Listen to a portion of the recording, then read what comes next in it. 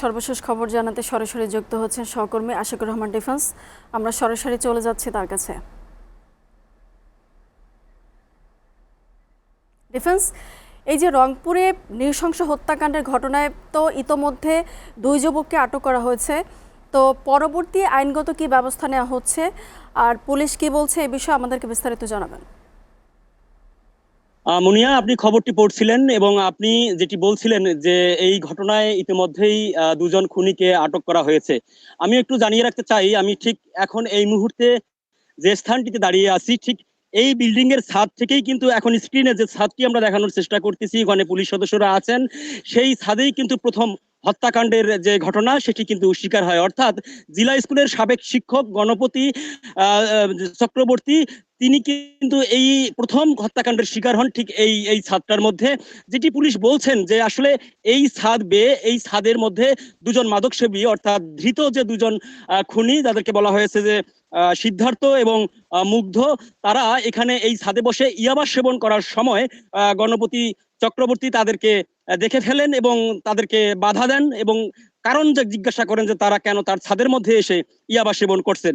মূলত তারা একই মহল্লার হওয়ার কারণে গণপতি চক্রবর্তী তাদেরকে চেনার কারণেই পুলিশ যেটি দাবি করছে যে এই দুই যে মাদকাসেবী, তারা কিন্তু তাকে প্রথমে তার গলার গামছা দিয়েই তাকে শ্বাসরোধ করে হত্যা করে। তাকে হত্যাকালীন সময়ে যে চেঁচামেচি, সেই শব্দ শুনে কিন্তু তার স্ত্রী সিঁড়ি বেয়ে উপরে ওঠার চেষ্টা করলে সিঁড়িতে তাকে হত্যা করে এবং মাকে বাঁচানোর জন্য মেয়ে সিঁড়িতে উঠে আসলে মেয়েকে হত্যা করে। তার পরবর্তীতে তারা ফ্ল্যাটের ভিতরে প্রবেশ করে এবং সেখানে গিয়ে কিন্তু জিলা স্কুলের 5ম শ্রেণীর ছাত্র যে তাকে তারা হত্যা করে। মূলত তারা একই এলাকার হওয়ার কারণেই এই হত্যাকাণ্ডটা পর্যায়ক্রমে একে একে তারা সম্পন্ন করেছে এবং তারা কিন্তু সেই বাসার মধ্যেও ডাইনিং এ বসে ইয়াবা সেবন করেছেন এমনটি দাবি করেছে কিন্তু পুলিশ। যদিও এই ঘটনা নিয়ে প্রশ্ন থেকেই যায় যে কি কারণে এই দুজন মানুষ এতগুলো মানুষকে খুন করলেন এবং যেহেতু ফ্ল্যাটের ভিতর থেকে তার গণপতির চক্রবর্তীর স্ত্রী উপরে উঠে আসলেন, আশপাশের মানুষ কেনই বা টের পেলেন না, নানাবিধ কিন্তু প্রশ্নের সৃষ্টি হয়েছে। যে প্রশ্নগুলোর উত্তর এখন পর্যন্ত আমরা পাইনি।